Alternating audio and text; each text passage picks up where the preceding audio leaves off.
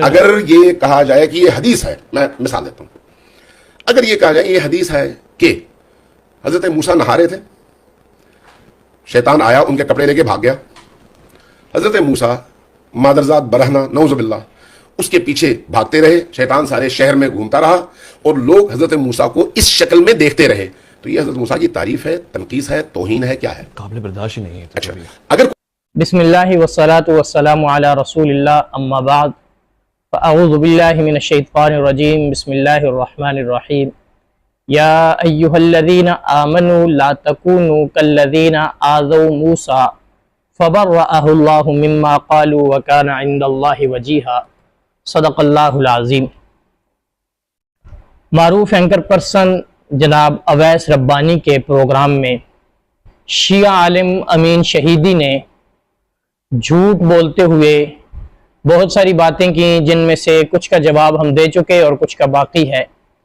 ان میں سے ایک جھوٹ امین شہیدی نے یہ بولا کہ جناب ناموس صحابہ بل اگر پاس کرو گے تو گستاخوں کے خلاف ہوگا، تو پھر امام بخاری کو قبر سے نکالو یا بخاری شریف لکھنے والے یا بخاری شریف چھاپنے والوں کو سزا دو، چونکہ بخاری کے اندر اور مسلم کے اندر بہت ساری غلطیاں ہیں۔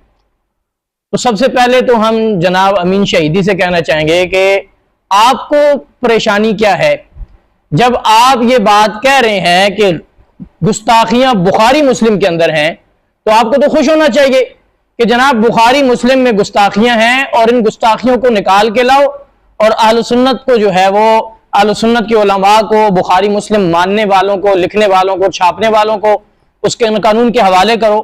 آپ کو تو پریشانی ہونی نہیں چاہیے، یہ پریشانی تو اسے ہونی چاہیے جس کی کتابوں میں گستاخیاں ہیں۔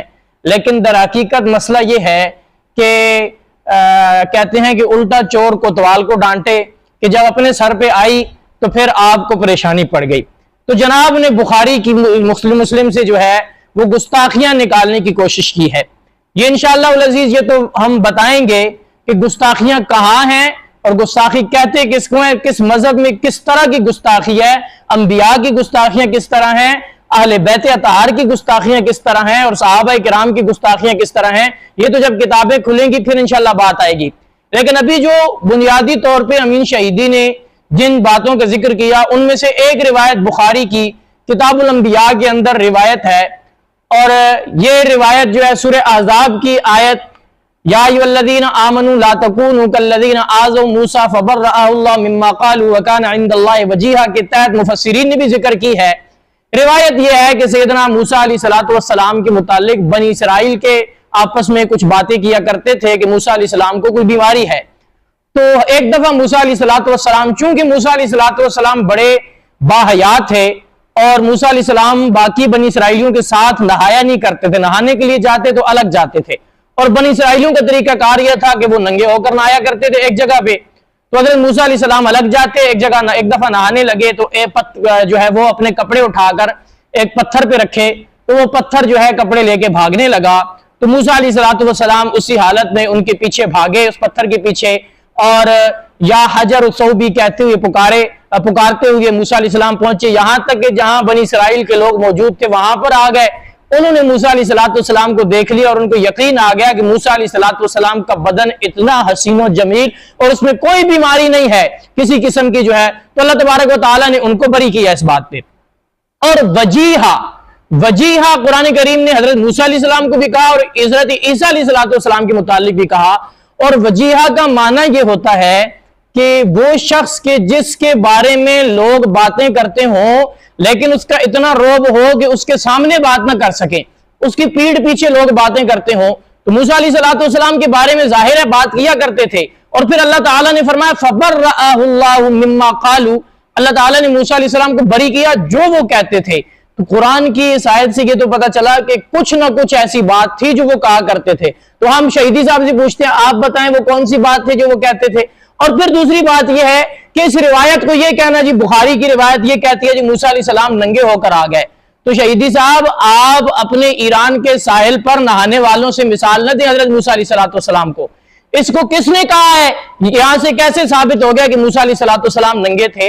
यकीनी बात है कि सैयदना मूसा अलैहिस्सलाम इतने बाहया थे, तो जब वो नहा रहे थे, ऐसे ही शारिहीन में लिखी भी ये बात है कि जब वो नहा रहे थे तो सैयदना मूसा अलैहिस्सलाम कोई लंगोटा वगैरह पहन के नहा रहे होंगे।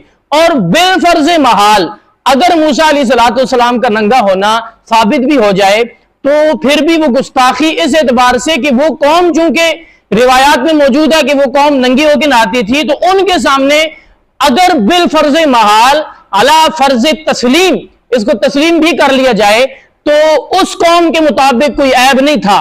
लेकिन चूंकि हकीकत यह है कि मूसा अलैहिस्सलाम ने कोई लंगोटी वगैरह न पहनी थी, पूरा मूसा अलैहिस्सलाम का माज़अल्लाह सतर नहीं खुला था।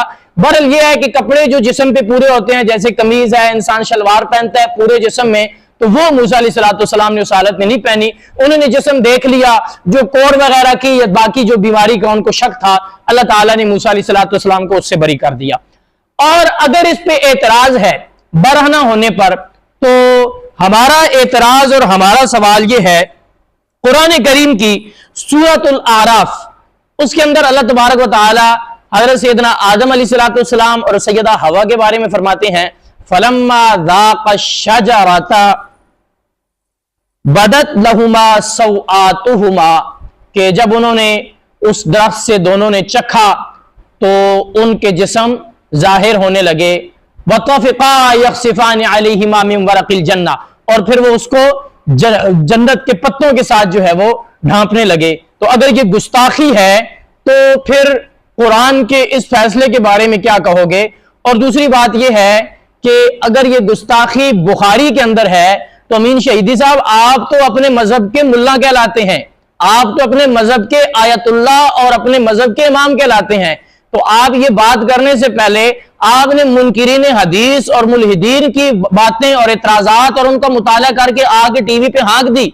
अगर वो बुखारी वो जो है वो गुस्ताखी है बुखारी की ये रिवायत, तो जनाब अगर बुखारी में हो तो गुस्ताखी है, अगर यही रिवायत तफसीर कुम्मी में हो तो फिर इसके बारे में क्या कहेंगे? यही रिवायत हयातुल कुलूब की जिल्द नंबर 1 और सफा नंबर 448 में हो, फिर इसके बारे में क्या कहेंगे? इसी सूरह अहज़ाब की आयत के तहत यही रिवायत तफसीर साफी में हो, फिर इसके बारे में क्या कहेंगे?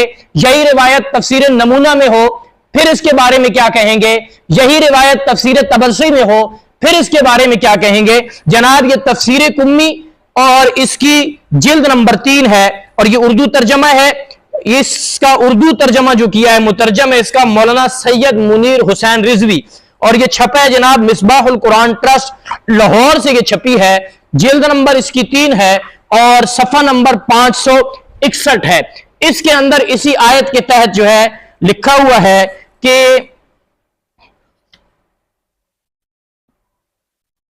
अली बिन इब्राहिम कुम्मी फरमाते हैं कि मुझे मेरे वालिद ने बयान किया और उन्होंने नजर बिन सुवैद से और उन्होंने सफवान से और उन्होंने अबू बसीर से और इन्होंने इमाम अबू अब्दुल्ला यानी इमाम अबू अब्दुल्ला से यानी इमाम जाफर सादिक से नकल किया। आपके इमाम मासूम ये रिवायत कर रहे हैं।